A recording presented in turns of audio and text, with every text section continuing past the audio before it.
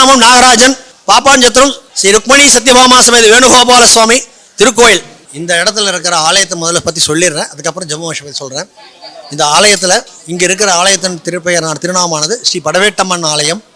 படவேட்டம்மன் ஆலயத்தில் எழுந்துள்ள இருக்கின்ற ஸ்ரீ ஜம்மு மகரிஷி மகரிஷியோடைய சன்னிதானத்துக்குண்டான இந்த ஹோமமானது இங்கே நடந்துட்டுருக்கு. இன்றைக்கி நடந்து முடிஞ்சிருக்கு. இது வரைக்கும் ஜம்மு மகரிஷினா யார், அவரோட பெருமைகள் என்ன, சிறப்புகள் என்ன, அதனோட சொரூபம் என்ன, எல்லாம் இப்போ நான் சொல்கிறேன். அதுக்கு முன்னாடி சொல்லணுன்னாக்கா, வேத காலத்தில் அகஸ்திய மகரிஷி அப்படின்னுட்டு ஒரு மகரிஷி இருந்தார், எல்லாருக்கும் தெரிஞ்சிருக்கும், குருமணின்னு சொல்லுவாங்க. வாதாபி பில்வலன் அப்படின்னு சொல்லிட்டு 2 பேர் ராட்சசர்கள் இருந்தாங்க. பல வரங்கள் கிடைக்கப்பெற்று அவங்க வந்து தபஸ் பண்ணி பல வரங்கள் கிடைச்சிருந்தது. அதை வச்சு பல முனிவர்களை வந்து அவங்க அதாவது முனிவர்கள் இருந்தால் தான் அந்த தர்மமானது நிலைக்கும் அப்படின்னால முனிவர்களை அழிக்கணும்னு சொல்லிட்டு முனிவர்களை அழிச்சுட்டு இருந்தாங்க. அதை எப்படின்னா, முதல்ல வந்து அந்த ஜவாதா இந்த 2 பேரும் ஒருத்தர் இருப்பாங்க, ஒருத்தர் சாப்பிட கூப்பிடுவாங்க. அந்த ஒரு அரசனை வச்சு சமைச்சு இது பண்ணி போட்டு அதை உடனே உள்ளே போன உடனே வெளியில் வான்னு சொல்லுவாங்க, உடனே வெளில வந்துடுவாங்க, வயிற்று கழிச்சு வந்துடுவாங்க. இப்படி தான் நடந்தது. இதை வந்து அகஸ்தியரானவர் தடுக்கிறார். தடுத்த உடனே வாதாபி ஜீர்ணமாகனு சொன்ன உடனே ஆயிடுறான். இப்போ வந்து பில்வலன் கடுமையான தபஸ் பண்ணி மறுபடியும் வெளில வர்றாரு. வாதாபி வந்துடுறாப்புல. வந்த உடனே பில்வனை இறந்து போயிடுறாரு, வாதாபி வந்துடுறாரு. வாதாபி வந்து ரொம்ப உக்ரத்தோடு இருக்காப்புல. கடுமையான தபஸ் பண்ணி பல வரங்கள் கிடைக்கப்பட்டு எல்லா இடத்துலையும் போய் யாரெல்லாம் ரிஷிகள் இருக்காங்களோ முனிவர்கள் இருக்காங்களோ அவங்கள எல்லாரையும் வதம் பண்ணுறாப்புல, அழிக்கிறான். இது நாளுக்கு நாள் அதிகமாகிட்டே இருக்குது. அவனை வந்து அந்த வாதாபியை வந்து யாராலையும் அழிக்க முடிகிறது இல்லை. அப்போது எல்லாரும் கேட்குறாங்க, சுவாமி இது எந்த மாதிரி போயின்னு இருக்கே, என்ன பண்ணுறதுன்னு சொல்லும் பொழுது, அப்போது ஜம்மு மகரிஷி வந்து பெரிய தபஸ்வி. அவருக்கு வந்து எல்லா விஷயங்களும் அடக்கும் அவருக்குள்ள. அந்த மாதிரி ஒரு மகரிஷி வச்சு தான் வந்து தபஸ் பண்ணணும்னு சொன்னோடனே, அவர் தான் வச்சு தான் ஹோமம் பண்ணணும்னு சொன்ன உடனே அவரை அழைச்சிட்டு வந்து ஹோமம் பண்ணுறாங்க. அப்போது அந்த ஹோமத்துலேருந்து கடுமையான ஹோமம் பண்ணுறாரு. அவர் ஹோமம் பண்ணார்னா அவருக்கு யாராலையும் அவர் அந்த ஹோமத்தை வந்து நிறுத்தவே முடியாது. அந்த ஹோமத்துக்கு வந்து அதிகமான பெரிய ஒரு பவர் உண்டு. அந்த மாதிரி அந்த விசேஷமாக செய்வார் அந்த ஹோமம். அவர் ஹோமத்துக்கே பிறந்து வர்றார். அந்த ஜம்மு மகரிஷியானவர் ஹோமம் பண்ணுறார். பண்ணும் பொழுது அதுலேருந்து வந்தவர் தான் வன்னிய மகாராஜா. இன்னைக்கு பார்த்தலாம், ஸ்ரீ ருத்ர வன்னிய மகாராஜான்றவர் வரும்பொழுதே சுரசன் சொல்லிட்டு அந்த குதிரையோடு வெள்ளை குதிரையோடு வெளியில் வரார். வெளியில் வந்து உடனே அவருக்கு வந்து சொல்கிறதே என்னென்னா, வாதாபியை வதம் பண்ணணும்னு சொல்லிட்டு அவர் போய் வதம் பண்ணுறார். அவனை அரக்கனோட சண்டை போட்டு வதம் பண்ணின உடனேயே அவனுடைய கதை முடிஞ்சிடுது. அதாவது வாதாபியனுடைய இது முடிஞ்ச உடனே அதுக்கப்புறம் இந்த ஜம்மு மகரிஷி கோத்திரம் அப்படின்றது எப்படின்னாக்கா, யாரெல்லாம் வன்னி மகாராஜாவோட இதில் வந்தாங்களோ அவங்க யாரும் வன்னி மகாராஜா கோத்திரம் நடக்கலை. வன்னி மகாராஜா உருவாகிறதுக்கு காரணமாக இருந்த ஜம்மு மகரிஷியை கோத்திரமாக எடுத்துட்டு ஜம்மு மகரிஷி கோத்திரம் அப்படின்னு சொல்லிட்டு அதை சொல்லி இப்போ வந்துட்டு இருக்காங்க. அந்த மாதிரியான ஒரு கோத்திரத்தில் வந்த ஜம்மு மகரிஷி அப்படின்றவர் யார், அவர் என்ன, அவரோட பெருமைகள் என்ன, யாருக்கு இப்போ நிகழ்காலத்தில் யாருக்கும் தெரியல. மகரிஷி அளவுக்கு முடியாத ஒரு சக்திகள் நிறைந்தவர். அவரை வந்து நாம் இங்கே வந்து இந்த க்ஷேத்திரமே அவருடைய க்ஷேத்திரம் தான். இந்த விஷயங்கள் யாருக்கும் தெரியாமல் மறைஞ்சு போயிடுச்சு. அதனால் இந்த இடத்துல வந்து அவருடைய திருத்தலமானது இந்த இடத்துல அவருக்கு சந்நிதி வச்சுருக்காங்க. அந்த சன்னதியில் இருக்கிற மகரிஷியோடைய சுயரூபத்துக்கு இன்றைக்கி வந்து சுவாமிக்கு இன்றைக்கி இந்த இடத்துல வந்து இன்றைக்கி ஹோமம் பண்ணி இன்றைக்கி சம்பரோக்ஷம் நடந்து அவருடைய கண் திறந்து இன்றைக்கி எல்லா விதமான விதங்கள் நடந்து இதுலேருந்து மண்டல பூஜைகள் நடக்கும். யாரெல்லாம் அவரை வணங்குறாங்களோ அவங்களுக்கு எல்லா விதமான சம்பத்துகளும் கிடைக்கும். யோகஸ்வரூபர் மகா தபஸ்வி மகரிஷி, அவருக்கு இடையினையான வேறு எதுவும் கிடையாது. அந்த மாதிரி ஒரு மகரிஷியை நமக்கு இந்த க்ஷேத்திரத்தில் இருக்கிறது, அவரை சன்னிதான் அவரை தரிசனம் பண்ணுறதுன்றது நமக்கெல்லாம் ஒரு பெரிய பாக்கியம். அதனால் இது வரைக்கும் யாரெல்லாம் ஜம்மு மகரிஷியை பற்றி தெரியாமல் இருந்தாங்களோ அவங்க அத்தனை பேருமே இந்த இடத்துக்கு வந்து ஜம்மு மகரிஷியை வணங்குறதுனால அவங்களுக்கு அத்தனை விதமான செல்வங்களும் கிடைக்கும். எந்த விதமான கஷ்டங்களும் எல்லா விதமான கஷ்டங்களும் நீங்க பெற்று சந்தோஷமாக அவங்க குடும்பத்தில் மகிழ்ச்சியோட சந்தோஷமாக இருப்பாங்கன்றதுக்கு இன்னைக்கு வந்து இந்த சுவாமியோடைய அனுகிரகத்தால் நடக்கும், எல்லா விஷயமும் நடக்கும். இதை தான் நான் இது மூலம் சொல்ல விரும்புகிறேன். இந்த மாதிரி ஹோமங்கள்லாம் பண்ணும் பொழுது இதுதான் பலனா இப்படி தான் பலனான்னா அது மாதிரி இல்லை, எவ்வளோ பலன்கள் உள்ள உண்டு. புரிஞ்சு? இன்னைக்கு பூஜைகள் அப்படின்றது வந்து முதல்ல வந்து கலச ஸ்தாபனம் பண்ணிடணும்.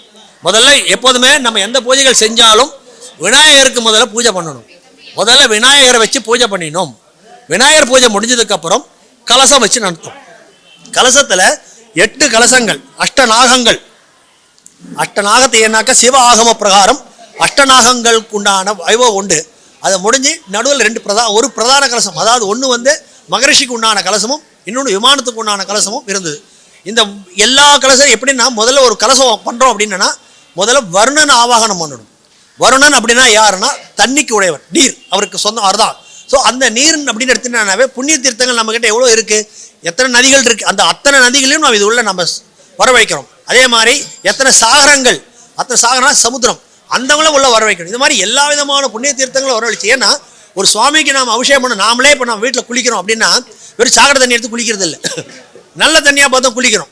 கொஞ்சம் கலங்கினா கூட கொட்டிட்டு தண்ணி நல்லா இல்லைன்னு அப்படின்னு நாமளே மனித ஜென்மம் நமக்கே இவ்வளோ இருக்கும் பொழுது ஒரு சுவாமிக்கு பண்ணும் பொழுது அப்படின்னு வரும்போது அவருக்கு ரொம்ப சுத்தமாக இருக்கணும், புனிதமாகணும். புனிதம்ன்றது என்ன, நாமன்னா அதை மந்திரங்களால் சொல்கிறோம். இங்கே கங்கை, சிந்து, நர்மதை, காவேரி, இது மாதிரி பலவிதமான கோதாவரி, இந்த மாதிரி பலவித நதிகள், புண்ணிய நதிகள் இருக்குது. அத்தனை தீர்த்தத்தையும் இங்கே ஆவாகனம் பண்ணுறோம்.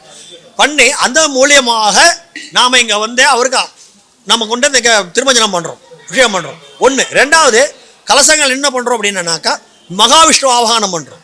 அதே மாதிரி தாயார் மகாலட்சுமி ஆவாகனம் பண்ணுறோம். மகாலட்சுமியும் மகாவிஷ்ணுவையும் ஆவாகனம் பண்ணும்பொழுது அதுக்கு மேலே வேறு எதுவுமே வேண்டாம்.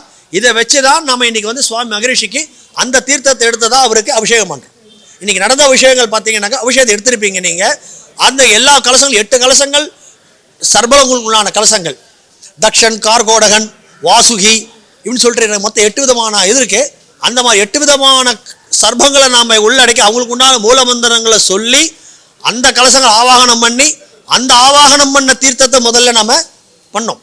அது ஒன்று. அதே மாதிரி மகரிஷிக்கு உண்டான ஒரு இது உண்டு, அதுமாதிரி விமானத்துக்கு உண்டானது உண்டு. இது அத்தனை திலமும் புண்ணிய தீர்த்தங்களையும் உள்ள அவருக்கு வந்து சுவாமிக்கு அபிஷேகம் பண்ணியிருக்கு. இதுதான் இதனுடையது. இந்த ஹோமத்தின் மூலிமா ஹோமத்தில் என்னென்ன நடந்தது அப்படின்னா ஸ்ரீசுக்த ஹோமம், புருஷ சுக்த ஹோமம், சில மூல மந்திரங்கள் சொல்லி ஜம்மு மரிஷிக்கு உண்டான மூல மந்திரம் இன்னைக்கு கிடைக்கப்பெற்று அந்த மூல மந்திரத்தை இன்னைக்கு ஜபிச்சு 108 தடவை சொல்லி கணபதியோட மூல மந்திர ஜபம் நடந்து கணபதி ஹோமம் நடந்து எல்லா விதமான விஷயங்கள் நடந்திருக்கு. இதில் அதாவது ஒரு ஹோமம் இல்லை, இன்னைக்கு கலந்து பலவித ஹோமங்களும் உள்ளடக்கின்னு நடந்தது இது. அதனால் இந்த ஹோமமானது இந்த மந்திரங்களை யாரெல்லாம் கேட்டாங்களோ, இந்த ஹோம புகையான யார் மேலாம் பட்டதோ, இந்த இடத்துல யாரெல்லாம் இருந்தாங்களோ அவங்க அத்தனை பேருக்கும் எல்லா விதமான சம்பத்துகளும் கிடைக்கும். யார் என்ன விதமான கஷ்டங்கள் இருந்தாலும் இங்கே வந்து இந்த சுவாமி இனிமேல் இந்த கோயிலில் வந்து மஞ்சு மகரிஷி முதல்ல வந்து வணங்கிட்டு அப்புறம் உள்ளே வரணும். ஏன்னாக்கா இந்த க்ஷேத்திரத்தினோட அதிபதி அவர் தான். இது வரைக்கும் தெரியாமல் இருந்திருக்கலாம், ஆனால் முதல்ல தெரியும். என்றைக்குமே எல்லா க்ஷேத்திரத்துக்குமே ஒரு அதிபதி உண்டு, அவரை நம்ம மறந்துடுறோம். இப்போ மந்திராலயத்துக்கு போனீங்கன்னாக்கா மஞ்சமா இருக்கா முன்னாடி, மஞ்சமாவை விட்டுட்டு நீங்கள் எதாவது பண்ணிங்கனாக்கா எதுவும் நடக்காது. ஏன்னா மஞ்சமாதா தான் வந்து அந்த ராகவேந்திர சுவாமிகளுக்கு அங்கே நிலம் கொடுத்தது. எங்கள் கோயிலில் வந்து பாப்பாஞ்சத்திரம்னு இருக்குது, அங்கே ருக்மணி சத்யபாமா சமதி வேணுகோபால சுவாமி, இந்த பக்கம் காசி விஸ்வநாதர் இருக்கார். ஆனால் இவங்க 2 பேரும் வரத்துக்கு மூல காரணமாக இருந்த மகரிஷியோட பிருந்தாவனம் பின்னாடி இருக்குது. அவரை வணங்காமல் அவரை நினைக்காமல் போயிட்டுனா எதுவும் கிடைக்காது. இது மாதிரி எந்தெந்த இடத்துல யார் யார் மூலமாக இருக்காங்களோ அவங்கள நம்ம வணங்காமல் போயிட்டோம் அப்படின்னா நமக்கு எந்த விஷயமும் நடக்காது. ஏன்னா அவங்க தான் பிராதானியம் அங்கே. அதே மாதிரி இந்த க்ஷேத்திரமானது ஜம்மு மகரிஷி க்ஷேத்திரம். இதில் எந்த டவுட்டும் வேண்டாம், குழப்பமும் வேண்டாம். ஏன்னா இது அவர் காலத்திலே உருவானதாம் இது.